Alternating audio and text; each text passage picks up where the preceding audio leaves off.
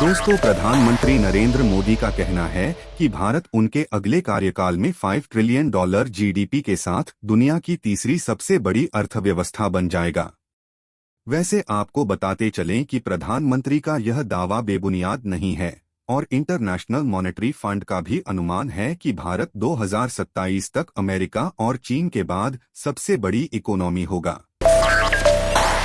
तो दोस्तों, क्या होती है सबसे बड़ी इकोनॉमी और $5 ट्रिलियन जीडीपी का क्या मतलब है? ये सब बातें आज हम आपको बेहद आसान भाषा में बड़े तफसील के साथ समझाएंगे, लेकिन साथ ही बताएंगे कि क्यों जीडीपी का बढ़ना ही सब कुछ नहीं होता, बल्कि आर्थिक समृद्धि का एक बड़ा पैमाना यह भी है कि इस जीडीपी में हर नागरिक की हिस्सेदारी कितनी है, यानी देश की प्रति व्यक्ति कमाई कितनी है।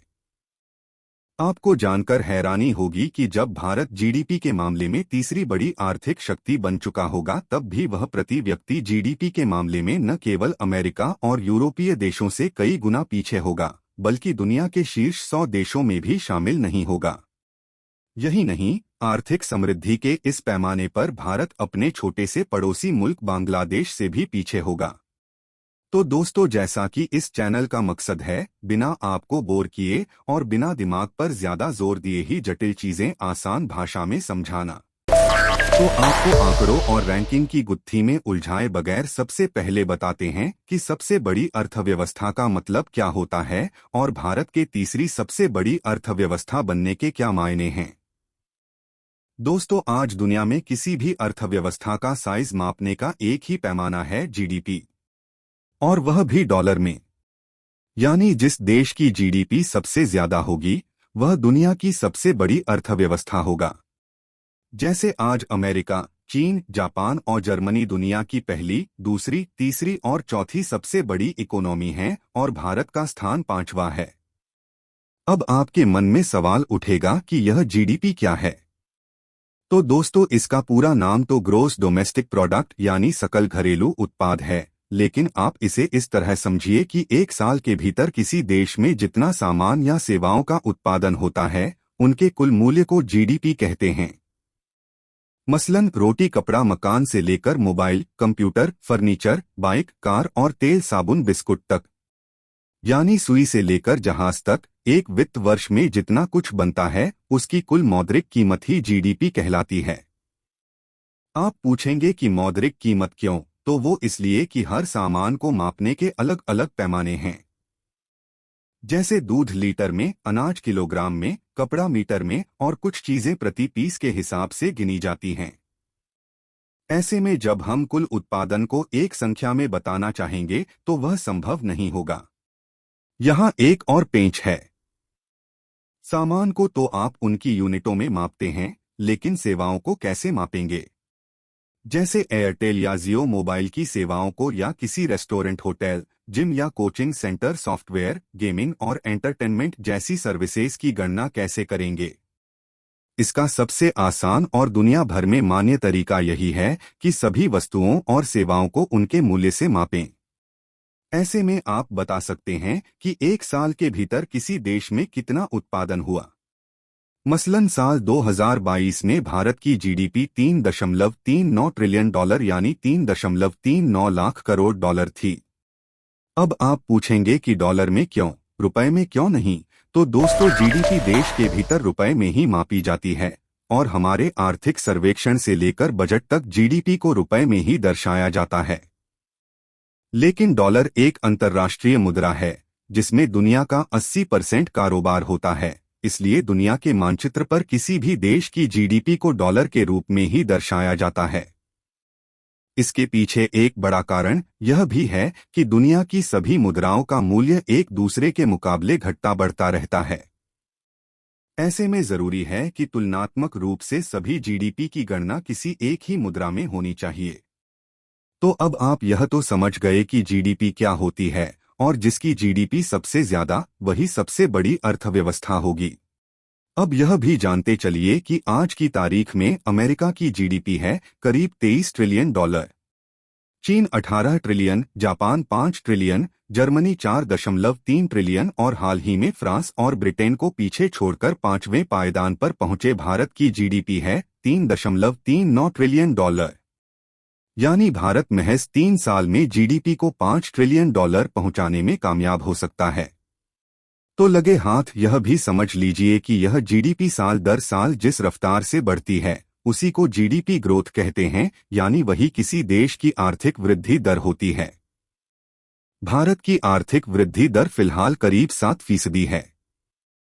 दोस्तों, साल 2014 में भारत की जीडीपी थी $2.04 ट्रिलियन और तब यह दुनिया की 10वीं सबसे बड़ी इकोनॉमी थी। एक साल बाद ही यह 7वें पायदान पर आ गई और 2017 में छठे स्थान पर, और साल 2021 से 22 तक यह ब्रिटेन को पीछे छोड़ 5वीं पोजीशन पर आ गई। अब आईएमएफ ने 2027 तक इसके तीसरे स्थान पर जाने का अनुमान जताया तो है, पर वह गारंटीड नहीं है। यानी यह तभी संभव है जब कुछ चीजें उसके अनुरूप होती रहें। आईएमएफ ने यह भी कहा है कि भारत के 2027 तक तीसरी सबसे बड़ी इकोनॉमी बनने के लिए जरूरी है कि वह 2024 से 2027 तक 8% की दर से आगे बढ़े। हाल के वर्षों में भारत ने लगातार 3 साल तक 8% की दर कभी हासिल नहीं की है। लेकिन फिलहाल दुनिया भर की अर्थव्यवस्थाओं में सुस्ती के बीच भारत की इकोनॉमी जिस तरह की ग्रोथ दिखा रही है, उससे यह असंभव भी नहीं लगता। लेकिन तीसरे और चौथे स्थान पर कायम जापान और जर्मनी को पीछे धकेलकर भारत तीसरे पायदान पर तभी आएगा जब जर्मनी और जापान दोनों की अर्थव्यवस्था धीमी रफ्तार से बढ़े।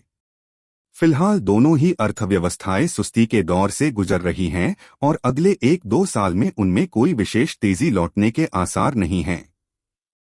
तो चलिए दोस्तों, मान लेते हैं कि कोई विशेष उथल पुथल नहीं हुई तो भारत 2027 तक $5 ट्रिलियन के साथ दुनिया की तीसरी सबसे बड़ी इकोनॉमी बन जाएगा। लेकिन यहाँ एक बड़ा पेंच है। क्या जीडीपी का बढ़ना ही सब कुछ है? अगर ऐसा होता तो आज हमारी जीडीपी ब्रिटेन और फ्रांस से ज्यादा है, लेकिन संपन्नता में हम उनके आगे कहीं नहीं टिकते। तो दोस्तों, आर्थिक शक्तियों की कहानी में यहाँ एंट्री होती है एक रियल हीरो की, जिसका नाम है जीडीपी पर कैपिटा, यानी देश की प्रति व्यक्ति जीडीपी कितनी है। और यहाँ हमारे सपनों का शीशमहल भरभराने लगता है। प्रति व्यक्ति जीडीपी को प्रति व्यक्ति आय भी कह सकते हैं, हालांकि दोनों में थोड़ा तकनीकी अंतर है।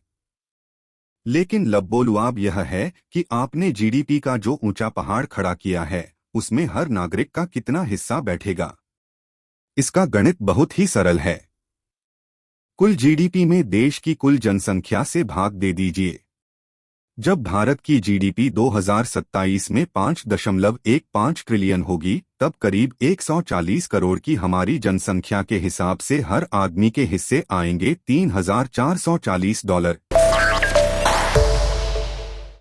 आईएमएफ के अनुमान के मुताबिक बाकी अर्थव्यवस्थाओं से तुलना करें तो साल 2027 में अमेरिका की प्रति व्यक्ति जीडीपी $90,231 होगी, यानी तब भी अमेरिका हमसे 35 गुना आगे होगा। इसी तरह जर्मनी और ब्रिटेन हमसे 17 गुना आगे होंगे। फ्रांस 14 गुना, जापान और इटली 12 गुना आगे होंगे। रूस और चीन हमसे 5 गुना और ब्राजील 3 गुना आगे होगा। अब आप यह जानकर शायद माथा ही पकड़ लेंगे कि दुनिया की तीसरी सबसे बड़ी इकोनॉमी बनने के बाद भी प्रति व्यक्ति कमाई के मामले में हम दुनिया के 189 देशों में 138वें स्थान पर होंगे। इस मामले में हम बांग्लादेश से भी पीछे होंगे, जहां हर व्यक्ति $3,748 सालाना औसत आय के साथ हम भारतीयों से ज्यादा कमा रहा होगा। प्रति व्यक्ति आय के मामले में हम अंगोला और नाइजीरिया जैसे देशों से थोड़ा ही आगे होंगे। लेकिन ये आंकड़े आपको निराश करने के लिए नहीं हैं। मकसद सिर्फ यह बताना है कि किसी भी देश की आर्थिक ताकत और समृद्धि इस बात पर ज्यादा निर्भर करती है कि वहां प्रति व्यक्ति आय कितनी है। चलिए आपको थोड़ा सकारात्मक पक्ष की ओर ले चलते हैं। साल 2014 में हमारी प्रति व्यक्ति जीडीपी $1,560 ही थी और तब हम अमेरिका से 38 गुना पीछे थे। जर्मनी और ब्रिटेन तब हमसे करीब 30 गुना आगे थे। लेकिन साल 2027 तक न सिर्फ हमारी प्रति व्यक्ति कमाई दोगुना होने जा रही है, बल्कि America, Germany, Britain, France, Japan जैसे विकसित देशों से हमारा फासला भी काफी तेजी से घटेगा। वैसे प्रति व्यक्ति आय का गणित आपने समझ लिया तो यह भी जान गए होंगे कि हमारी कमाई का आंकड़ा इसलिए कम है क्योंकि हमारी जनसंख्या बहुत विशाल है। यही वजह है कि दुनिया की दूसरी सबसे बड़ी इकोनॉमी यानी चीन भी प्रति व्यक्ति जीडीपी के मामले में हमसे 5 गुना ही आगे है, क्योंकि उस पर भी एक बड़ी जनसंख्या का बोझ है। यानी प्रति व्यक्ति आय में चीन भी अमेरिका से काफी पीछे है, जबकि जीडीपी में थोड़ा ही अंतर है। लेकिन यह बढ़ती जीडीपी का ही दबदबा है कि आज चीन ने हर क्षेत्र में अमेरिका की नींद उड़ा रखी है। तो दोस्तों, यह जानकर भी खुश हो जाइए कि अगर भारत ने अपनी 7 से 8% की ग्रोथ रेट लंबी अवधि तक बनाए रखी तो कुल जीडीपी ही नहीं, प्रति व्यक्ति कमाई का फासला भी मिटाने में हमें ज्यादा समय नहीं लगेगा। तो दोस्तों, उम्मीद है कि आपको यह वीडियो पसंद आया होगा और आर्थिक महाशक्तियों की फहरिस्त में कई जटिल गुत्थियां सुलझ गई होंगी। आपसे रिक्वेस्ट है कि चलते चलते यह वीडियो लाइक और शेयर करने के साथ ही चैनल सब्सक्राइब करना मत भूलिएगा।